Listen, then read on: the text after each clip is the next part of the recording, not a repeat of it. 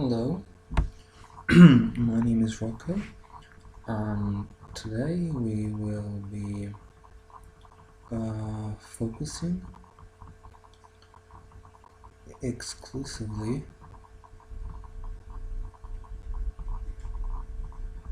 on nature spirits and the way to evoke them into your altar and into the objects of your home, kind of like a glass, stained glass, crystals, and other forms of divination that you use in your daily activities. Um, Mostly, nature spirits are connected to Mother Earth, and they are called fairies. Uh, Now, fairies though are present in nature because nature hosts um, uh, spirits, elves, gnomes, mm, mermaids, dragons, and other fire elementals, and it hosts um, fairy kings and queens that perhaps you're not familiar with, like Flora, who is the flower fairy queen, meaning just like fairy, only taller and more powerful. And when these fairies are with you and with your spirit, then the truth is that we can't get enough of them. At some point, fairies become like some sort of healthy addiction that we develop, and we develop an addiction to the leaves and the waters and the trees, bushes, and stuff of the world that we can no longer um, detach ourselves from nature. Whereas in the beginning, we couldn't let go of our steady, normal lives, as it were, and now we can't let go of magic. So once we get in this trance mode of nature, then we are willing to release our toxins, and we're able to heighten the way that we perceive the reality that is around us already. Nature is by definition a creation of God that is perfect in all ways. And God placed nature everywhere because He is a symbol of nature, because He has a very I'm not gonna say blunt, but simple appearance and quite to the point. Quite like Jesus, who used to wear delicate, soft clothes and, for example, never wore silk, not only because his family was poor, but especially because his family was um, surrounded by mystery that he didn't need to create artificial mystery with what he was wearing. Christ, he is connected to all nature elements because they're all representing life, and he is connected to all nature beings for the same reason. Nature spirits aren't something that God wanted to get rid of, or they're not something that ended up in a bush and started thriving and eventually got hold of the old earth, but it was congenious that God created these beings to surround you with His love, and these beings are on a, in quotes, different frequency than the frequency of angels, There are a different frequency, the frequency of the apostles, at a different frequency, although somehow related, than the frequency of Jesus, and they are at a different frequency, although quite related to the frequency of Mary. And these four frequencies are some of the frequencies that um, you can tap into while you are trying, say, to channel a light being. You tap into the frequency of a certain saint, and you don't go there with your mind thinking, I've read his opinions in this book, therefore I think that he could be thinking this or that, because we already have art critics for such a work when we conceive these ideas starting from what we think someone else would have thought, although we have no proof. When we want to approach spirit, we don't go there with an idea, but we go there with an honesty. And the honesty is that you are perfectly able to welcome any type of spirit in you, around you, within you, etc., and make the spirit grow in you in power and strength the more you feed it. So the more life you give, the more of your life you give to the Holy Spirit who dwells in you, the more life you have for yourself in truth. And if in truth the Holy Spirit, that is God, is not detached from the fairies, then the fairies have a connection to the Holy Spirit as well, which is positive. And such connection makes us think that if you develop a certain relationship with a fairy or nature beings, like the leprechauns, then these beings will take you somewhere where you no longer need to find the light. You're no longer lost, but the light is spiritually in you only, that you now are aware of it. Nature spirits are very nice and very simple beings to be approached. Just like Mother Mary thinks our nature is full of beautiful things and lakes and waterfalls. While the nature spirits are, they are a way for us to envision a clear, the clear essence of the world in one drop. So one drop of nature is in you already, and this is again called Holy Spirit. But the Holy Spirit interacts with you in many different ways. The Holy Spirit is roughly put, is the essence of life, and just that. So the Holy Spirit is a synonym of wisdom, truth, and perfection, and is a synonym especially of perfecting ways to God and perfecting ways to humanity.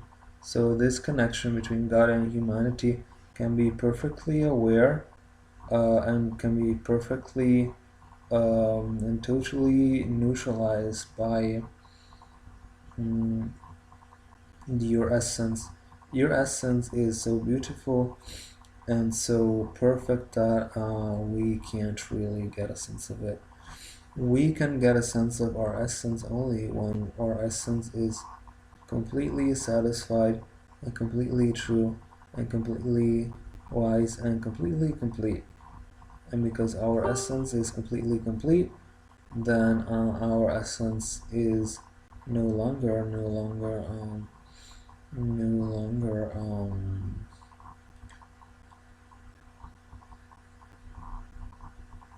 manipulated by anyone else but God. So by opening up to these beings of light, we realize that our being is being totally put into the delicate hands of Jesus, that are mm, um, white and pure. And then this is the hands that you want to grab when you want to be pulled inside some forest or There's the rock spirits, rock people. There's the tree people, spirits inside gems and stones. There are spirits that dwell in the physical earth. There are spirits like the mermaids who, changing setting, dwell in the ocean, lakes, and shores. There's fairies who venture as far as to live very close to the mermaids, although they're very different from them. There are spirits that, like the sylphs, or the undines, who are other types of nature spirits, respectively, of two different elements. And by the way, if you want to know more, you can write at esotericservices.america@gmail.com with a complete list of your needs that I will try to address in the best possible way, because I can and sometimes you cannot. So the reason why, when you have a cold you go to the doctor, is to have someone competent work your cold out.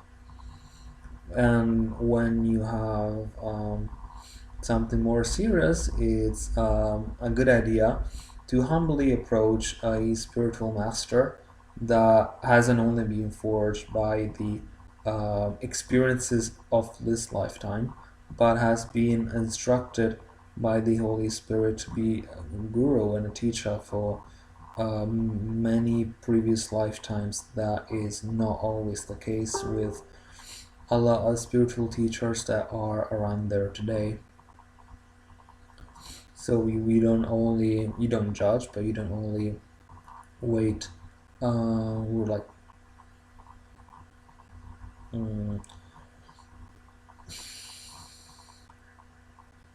not like gods, but we are like, although Jesus says so in the Bible that we are like gods, but we are like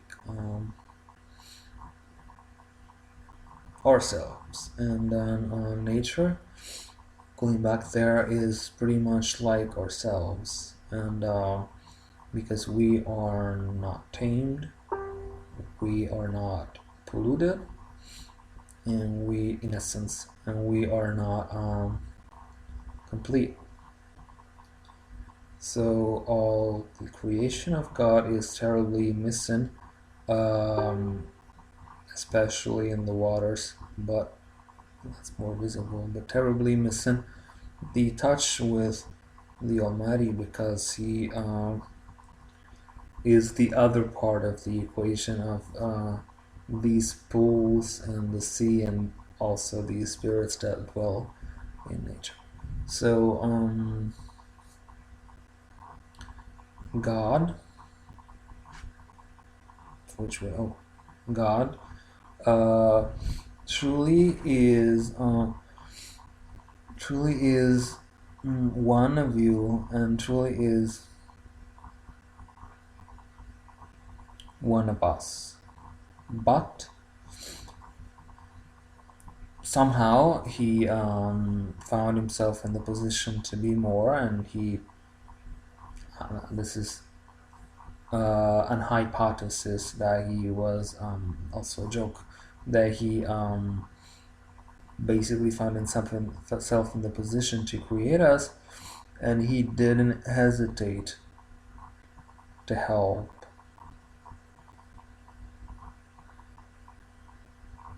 And he's also to be trusted. With Lucifer, then, is he this other principle, in quotes, cannot truly be trusted, because it is a principle that is hectic and non-prevailing.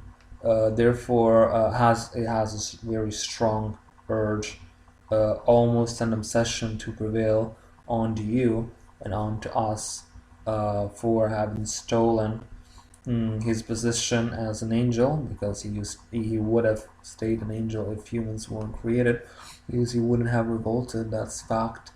So he literally, a lot of mothers have children and they lose their jobs and stuff.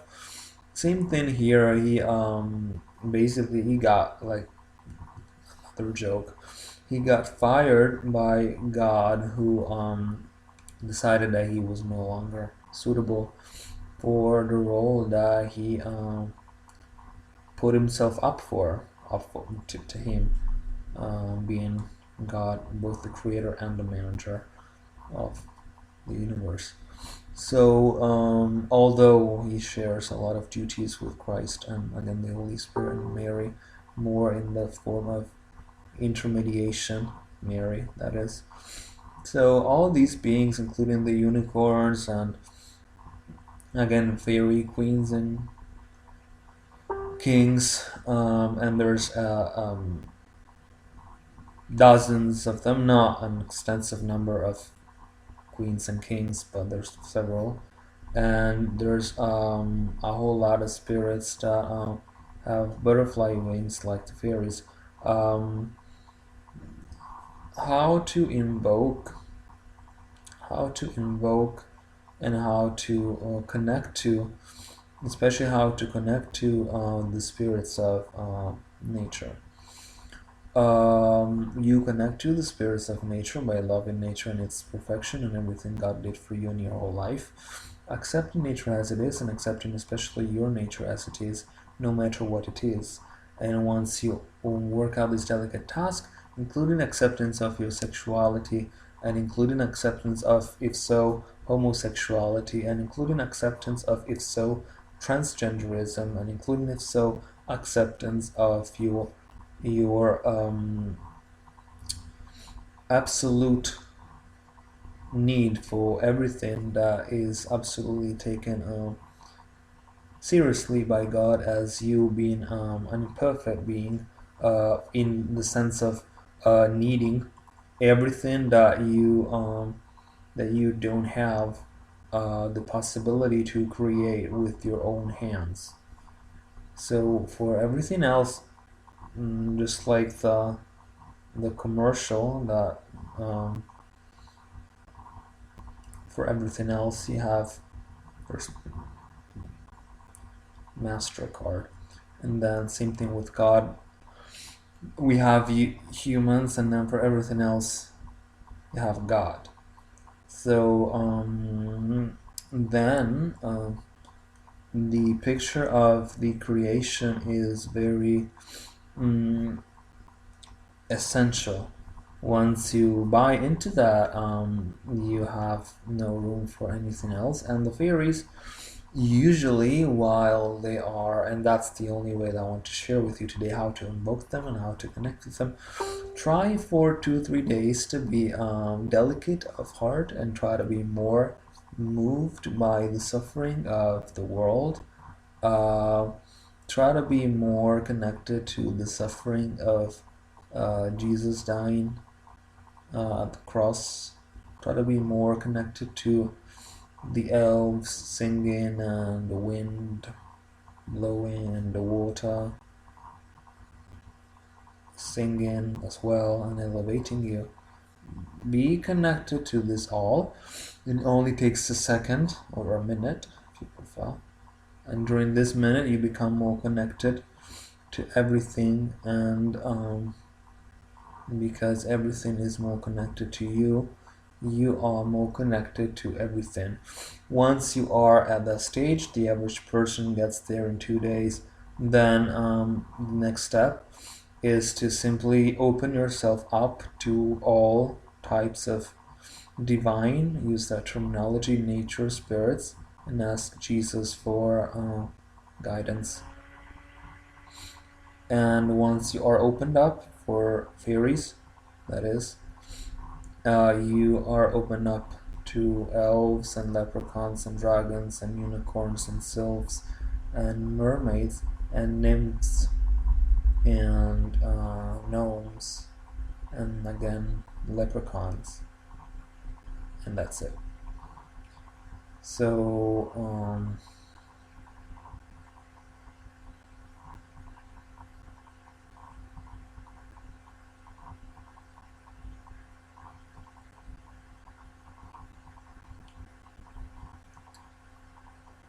fire elementals.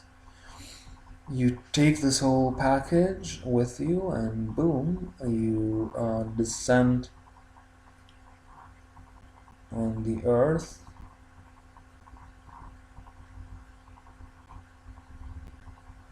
metaphorically, and you say at some point that you are ready. You don't talk to the fairies directly, but you say to life that you admit to yourself that you are ready to meet the fairies, and you are somehow inspired by them, perhaps, and maybe you want to get to know them better, and perhaps you really want to discover who you are. If not, that you've reached nirvana, which is another way to get to know the fairies, because they'll come to you. And finding yourself in that state of bliss, you receive, similarly to how Mary received the Holy Spirit, or in this case more how she received the angel. She got into some frantic preparation hours before, where she, in quotes, combed her hair, talked to her mother, thought about what she wanted to do. She made up her mind, and then the angel came. Same thing with you. You make up your mind on what your reality is, and then you attract the otherworldly reality, and you boom, click onto that, and then the fairies shall bring you with gladness and inspiration, and they come in a band of fairies, and they will bring you where they are, perhaps in a pond, perhaps in a small lake, perhaps in a river, and then once you follow them, you will be accustomed to their